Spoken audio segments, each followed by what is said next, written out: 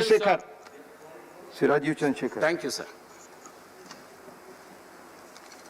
Thank you, Mr. Deputy Chairman, sir, for giving me this opportunity to speak in this debate about the pandemic. Sir, at the outset, I would like to thank the Chairman and the Honourable Speaker of the Lok Sabha for the efforts in making this Parliament session safer for us to do our duty as parliamentarians, and I thank you, sir. Sir, let me first draw the attention of the House and indeed all those who are watching today, sir, through you, that the COVID-19 pandemic is an unprecedented event in the history of the world. The world has not experienced anything like this since the Spanish flu of 1918. And while there are very many senior members in this House, I suspect none of us have experienced or have any knowledge or memories of the Spanish flu. Sir, this virus originated in China, of which there is no doubt. The bizarre conduct of the Chinese government for the most of 2020 confirms that. The Chinese government response is that it originated from a wet market in Wuhan from some bats. But there are other reports that contradict that, sir, and there is growing evidence that this COVID-19 virus may have been a deliberate man-made laboratory creation in one of the Chinese PLA labs. A revelation most recently by a Dr. Li Mengyang, who has recently fled to the US. Sir, there is no vaccine against this virus currently, so it is safe to assume that the world remains vulnerable for the coming near term. The impact of the pandemic shock is already playing out. Lives have been lost, businesses and job losses, and livelihood declines all around us. Unfortunately, sir, it is the weakest and the most vulnerable who are bearing the brunt of the virus as panic and income losses combine to drive millions home in trying and difficult conditions. Sir, notwithstanding the views of the wise men and women in our opposition parties who have become experts in hindsight, the truth, sir, is that the world was flying blind about this pandemic, especially in its early stages. And even today, sir, as the vaccine remains elusive, people remain at risk. Governments around the world, as in India, sir, have a tough choice between protecting health and lives versus livelihoods. It is a choice that has been forced on governments never before in the modern age, and governments, including ours, are being forced to take. Sir, I accept that the people of India are entitled to and expect a report card from their government. Did we do enough? Did we act in time? Did we put in necessary efforts? Can people restart their lives as before? What does the future hold?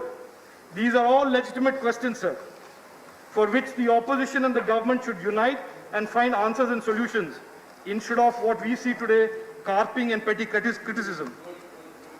Sir, the pandemic was an unknown to the world. Its rapid spread, its virality, lack of vaccine and cures have posed a challenge not just to India, it has brought bigger and more prosperous nations and healthcare systems to their knees.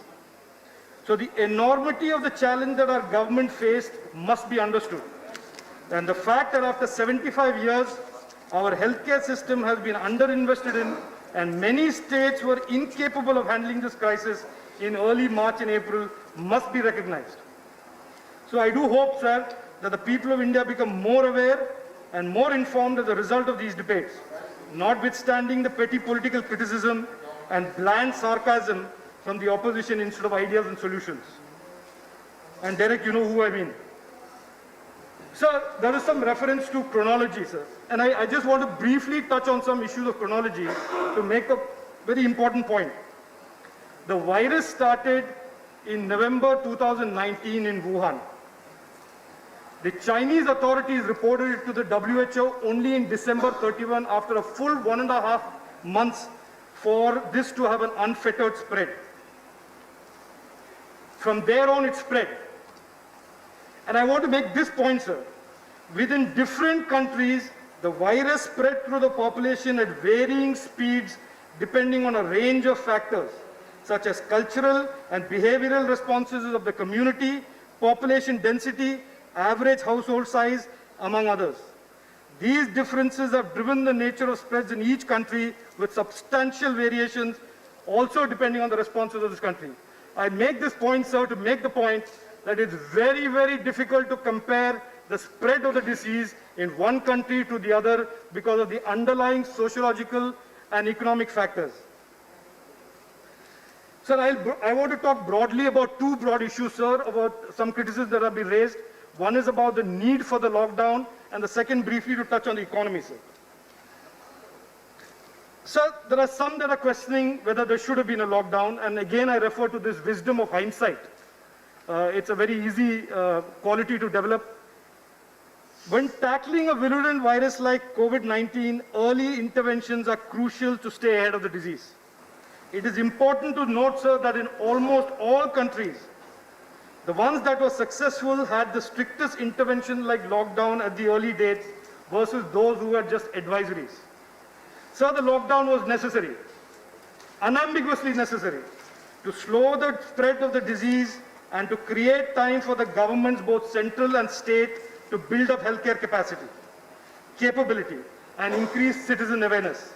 Sir, these were critical, and it turns out now that this precious time, when used properly, has significantly expanded testing capacities in the country, lowered fatality rates, and increased recovery rates. Sir, my colleague, the Trinamool MP, spoke about a nuanced lockdown, as if it is some new invention in Kolkata. Sir, no lockdown anywhere in this country has been total.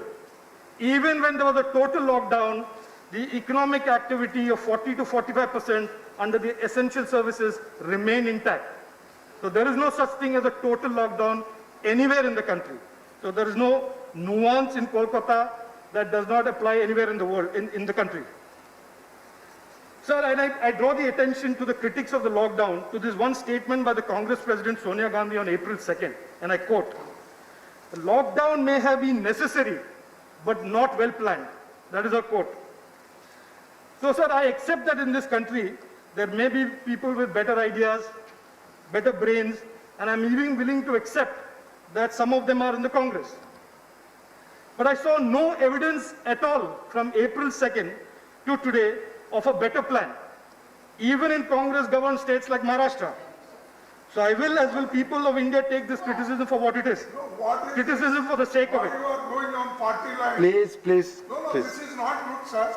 Indeed, sir. We all decided here. Yes, I think we all should follow that norms. It's a good suggestion, but we all should follow that norms. Please, please, Kharge ji, I am responding to... please, No, no. please speak to the chair, Mr. Chandrasekhar. Sir, I will end by just reminding my colleagues in the opposition, sir, that after the lockdown was imposed, the United Nations praised India's response to the pandemic as comprehensive and robust, terming the lockdown restrictions as aggressive but vital. The Oxford Government Response Tracker noted the government's swift and contingent actions, emergency policy making, emergency investment in healthcare, fiscal stimulus and investment in vaccine and R&D, and gave India a score of 100 for the strict response. Sir, my colleague Sudhanshu ji has already spoken about how the government used this opportunity of the lockdown to do an unprecedented expansion of healthcare capacity in the country.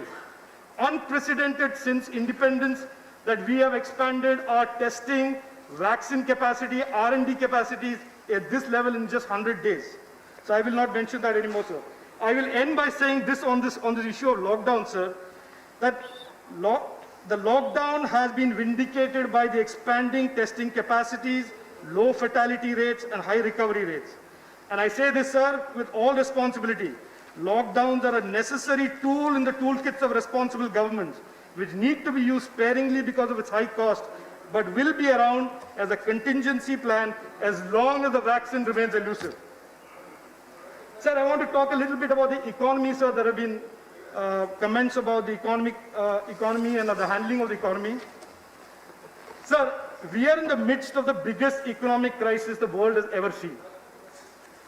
This pandemic has devastated economies around the world and global trade. Very soon after the pandemic started, 65% of the global trade was impacted, and the economies of the world's largest consuming and investing economies were hit hard. Sir, the Indian economy depends on manufacturing, service sector, exports, and foreign investment. And all of those four pillars on which the Indian economy rests were hit hard. The economic impact was wide as well as deep. And sir, it is clear from the get-go that conventional economic thinking and theories had no solution for this type of crisis. So the priority of the government was to ensure a soft landing of the economy and livelihoods during the inevitable contraction. Soft landing of the economy was to ensure minimum damage to the real economy. Sir, to this end, the government moved decisively, comprehensively. It announced moratoriums on tax payments, GST payments, and loans, provided indirect income support to small businesses through PF contributions, expanded the definition of MSMEs, provided liquidity support to the MSMEs, direct debit transfers, and expanded Manrega for the poor. Significant financial support from the government was directed at the most vulnerable parts of our economy, the MSMEs and the poor. The decisions taken, and this, sir, I want the House to recognize, decisions taken by our Honorable Prime Minister in his first term, like the JDY, the direct benefit transfer, cleaning up of the financial sector, have been very important and have played the role of a bulwark in this crisis. For example, sir, our financial sector is cleaner and qualitatively in much better shape than it has ever been in 2004. It is to the credit of this government that the financial sector rebuilt since the dark days of 2014 has become a significant strike to the government and the economy. When liquidity in excess of 10 lakh crores, the financial sector has served as a bulwark against the economic losses due to the pandemic. So it is indeed ironic when former UPA constituents or ministers wax eloquent about the economy today, sir, because they need to be reminded, and I do this respectfully, sir, to you, again and again, about the sorry state of the economy and financial sector left behind in 2014. Sir, the increased delivery of credit to small businesses and to the government for its increased spending on the rural and the poor and the unprecedented expansion of healthcare by the government and to meet deficits in tax and GST revenue was only possible because of the strength of our financial sector. The banking system has alone delivered 2 lakh crores during the lockdown in additional credit to the MSMEs during this period. Our markets have remained stable and functional. Yields on long-term bonds have remained stable. The RBI has been proactive with its repos and LTROs to keep yields down and currency stable. So that soft landing was the first step which the government managed successfully. The next step was to reboot and restart. So at this stage, sir, a lot of members have raised this issue of the minus 23.9 for the Q1. And I want to squarely take this on, sir, because it's even ironical that my colleagues on the left are suddenly obsessed with the GDP and the numbers that the GDP is throwing up. I think most have jumped into this eagerly thinking it's a piece of bad news that they can target the government with. The facts are this, sir. Every major economy in the world has taken a deep hit April to June. Different countries at different levels of lockdown, different levels of economic activity and stimulus. Countries like the US, who use printing of the US dollar as stimulus, had massive stimulus packages of trillions of dollars and a mixed lockdown. Countries like UK were minus 20% for the quarter. Japan was minus 8 for the quarter, annualized at minus 27.8. Germany was minus 11.7. The point is, sir, not to throw numbers around. These numbers are not comparable with each other because of the different natures of each economy and the different types of lockdown adopted by each. As I mentioned earlier, sir, the lockdown was necessary to slow the disease. India was locked down for most of April and May. The lockdown for most of April and May, and then in parts of June and July. This meant, sir, just simple mathematics for anybody who really wants to understand, sir, that 60% of our economy was shut down for 2 months or 8 weeks. Imagine that, sir. When 60% of our economy at 20 lakh crores of GDP per month were locked down, the impact was expected. This means, sir, our economy could have contracted to up to minus 40% for that first quarter. But the fact that it was only minus 23.9 was a result of the many directed packages to MSMEs and other parts of the economy from the government. So that is good news. Now, those in the opposition that are focusing on this number, sir, leave out the rest of the story very conveniently. Our economy has bounced back to 85% of its pre-COVID levels in June itself, and then remained at that level in July and most of August, despite lockdowns in Bengaluru and Mumbai in July. Post-May, sir, the unlocking process has proceeded upwards for the economy. The economy has revived in a V-shaped curve from being at 40% of pre-COVID levels in May to 85% in June and about 90% in August. The GDP for April-June quarter may be about -6, and this quarter about -1 to -2, and Q3 and Q4 being stronger quarters as the economy builds back. Sir, I am not a predictor or an astrologer, but we can, I believe, expect a possible overall GDP contraction for the year at a range of -6 to -10%, depending on the second half of this year. Sir, a question remains, and this is a good thing for this House to be aware of and discuss. What is the implication of this kind of economic contraction of -6 to -10%? So simply put, and this is an important thing for us to understand, this is a one-time loss to the country, similar to the ones that states suffered during a natural calamity like floods and droughts. There is no cause for it that is in our control as government or citizens. The difference is this, sir, that when states have losses due to floods and droughts, the center steps in. But this loss is for the entire country, and the whole country needs to bear this. There is no one else to forward these losses to. There is nobody else, unless maybe China accepts their responsibility and there is a case for reparations. This needs to be understood, especially, sir, with those opposition states that keep talking about GST shortfalls. And I don't want to get into that controversy, but I will ask the opposition members a simple question. If there was no GST today, wouldn't their revenues as states have taken a hit in the event of the COVID-19 pandemic? So, sir, there is no one to pass this bill to. The economic losses due to this pandemic is a country's loss and will have to be shared. Sir, some colleagues have commented on the inadequacy of the 20 lakh crore Atmanirbhar package, and I will just, this is an important point, so I will say this and then I'll conclude, sir. It is not big, it's not comparable, it's not big enough compared to the US. These are many comments on this, sir. But I would respectfully submit for the understanding of our members, this government's approach to this economic crisis is not to make wild, rash economic decisions to get a few headlines like we saw in 2008.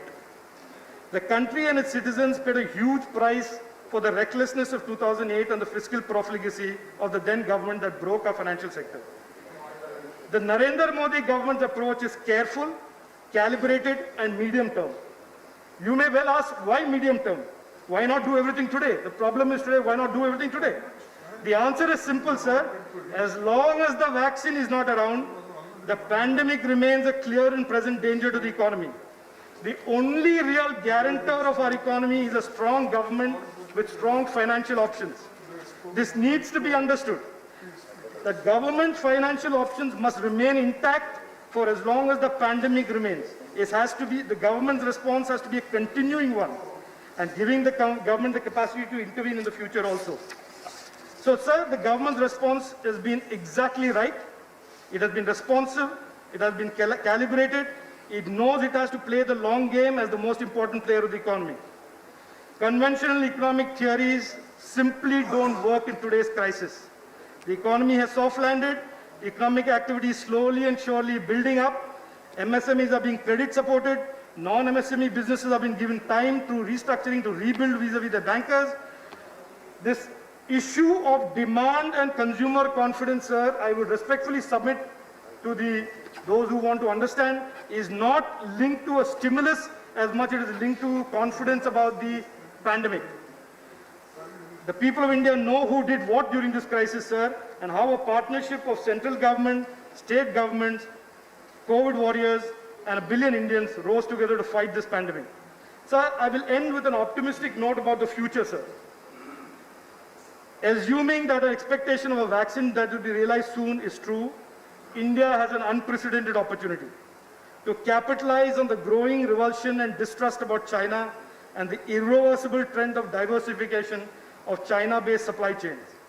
The changing world order sees India as a nation that represents trust and strength. The national infrastructure pipeline will kick off a major investment drive as things return to normal. Our Prime Minister has seen this opportunity as the future beyond these difficult times and presented his vision of Atmanirbhar Bharat as the future of New India. So, sir, regardless of this deep shock and disruptions in our lives and livelihoods, we must keep the faith. We must be united. We must be confident that we will prevail, grow, and thrive. I end, sir, with my salutes to the men and women around the country battling this coronavirus to keep us safe from the China virus. And to the brave men and women of our armed forces and paramilitary forces at the LAC protecting our national integrity and sovereignty from the expansionism of China. Thank you, sir. Jai Hind. धन्यवाद. Message from Lok Sabha, Secretary General. Sir, with your kind permission, I rise to report that Lok Sabha at sitting held on 16 September 2020 passed the Banking Regulation Amendment Bill 2020. I lay a copy of the bill on the table. धन्यवाद.